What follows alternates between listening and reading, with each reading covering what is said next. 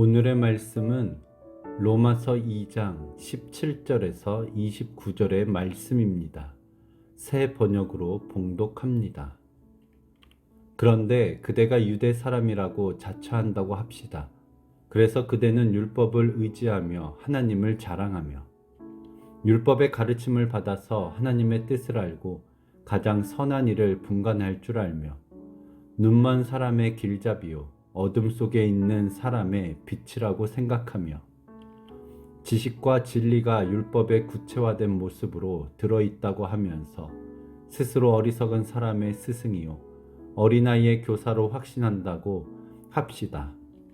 그렇다면 그대는 남은 가르치면서도 왜 자기 자신은 가르치지 않습니까? 도둑질을 하지 말라고 설교하면서도 왜 도둑질을 합니까? 간음을 하지 말라고 하면서도 왜 간음을 합니까? 우상을 미워하면서도 왜 신전의 물건을 훔칩니까? 율법을 자랑하면서도 왜 율법을 어겨서 하나님을 욕되게 합니까? 성경에 기록한 바 너희 때문에 하나님의 이름이 이방 사람들 가운데서 모독을 받는다 한 것과 같습니다. 율법을 지키면 할례를 받은 것이 유익하지만 율법을 어기면 그대가 받은 할례는 할례를 받지 않은 것으로 되어 버립니다. 그러므로 할례를 받지 않은 사람이 율법의 규정을 지키면 그 사람은 할례를 받지 않았더라도 할례를 받은 것으로 여겨질 것이 아니겠습니까?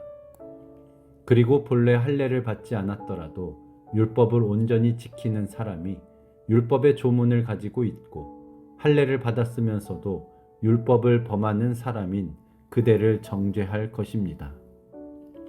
겉모양으로 유대 사람이라고 해서 유대 사람이 아니요 겉모양으로 살갗에 할례를 받았다고 해서 할례가 아닙니다. 오히려 속 사람으로 유대 사람인 이가 유대 사람이며 율법의 조문을 따라서 받는 할례가 아니라 성령으로 마음에 받는 할례가 참 할례입니다.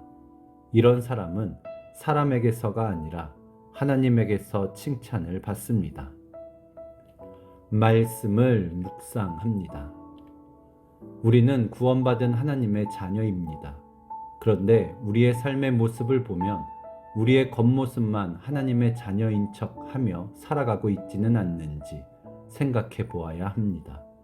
우리의 속사람도 하나님의 자녀의 모습이어야 합니다. 그럴 때 우리는 진정으로 하나님의 자녀라 할 수 있습니다. 그렇다면 나는 겉사람과 속사람이 모두 하나님의 자녀다운 삶을 살아가고 있는지 조용히 묵상하겠습니다.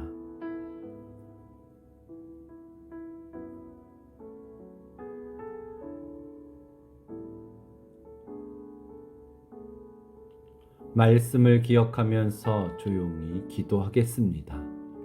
주님, 내가 하나님의 말씀을 가까이 함으로 하나님의 뜻을 알고 가장 선한 길로 나아가도록 인도하여 주옵소서. 주님, 나의 겉사람과 속사람이 모두 하나님의 자녀다운 삶을 살아가도록 나를 인도하여 주옵소서. 주님, 나로 인하여 하나님의 이름이 욕되지 않도록 말씀을 지키고 행하는 삶을 살아가도록 인도하여 주옵소서.